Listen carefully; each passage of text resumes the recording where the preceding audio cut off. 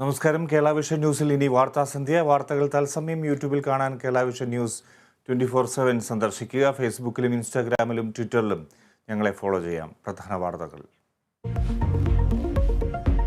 BBC-ക്കെതിരെ വീണ്ടും അനിൽ ആന്റണി. കാശ്മീരിലില്ലാത്ത ഇന്ത്യയുടെ ഭൂപടം BBC പലതവണ നൽകി. ഇന്ത്യയുടെ പരമാധികാരത്തെ ചോദ്യം ചെയ്തെന്നും അനിലിന്റെ ട്വീറ്റ്.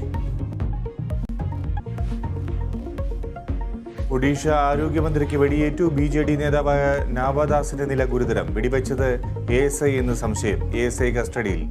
ആക്രമണം പൊതുപരിപാടിയിൽ പങ്കെടുക്കാൻ പോകവേ.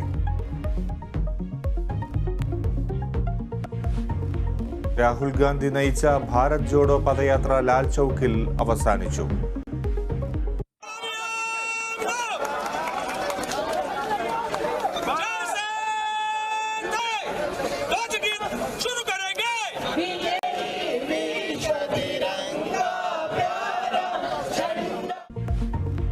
സമാപന സമ്മേളനം നാളെ. യോഗത്തിൽ 13 രാഷ്ട്രീയ പാർട്ടികൾ പങ്കെടുക്കും.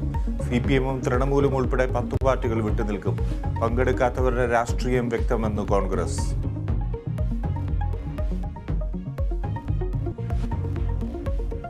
പോളണ്ടിൽ മലയാളി യുവാവ് കുത്തേറ്റു മരിച്ചു. മരിച്ചത് തൃശൂർ ഒല്ലൂർ സ്വദേശി സൂരജ്. കുത്തേറ്റത് ജോർജിയൻ പൗരന്മാരുമായുള്ള വാക്കുതർക്കത്തിനിടെ. 4 മലയാളികൾക്കും പരിക്ക്.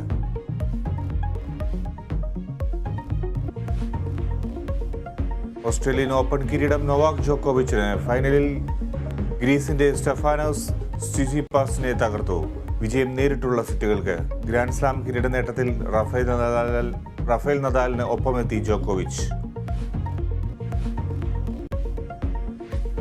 അണ്ടർ-19 വനിതാ 2020 ലോകകപ്പ് ഫൈനൽ ഇന്ന്. കിരീടം തേടി ഇന്ത്യൻ യുവതാരങ്ങൾ. ഫൈനലിൽ എതിരാളികൾ ഇംഗ്ലണ്ട്. ഇന്ത്യ-ന്യൂസിലൻഡ് രണ്ടാം 2020 ഇന്ന്. മത്സരം രാത്രി 7-ന് ലക്നൌവിൽ. ഇന്ത്യയ്ക്ക് നിർണായകം.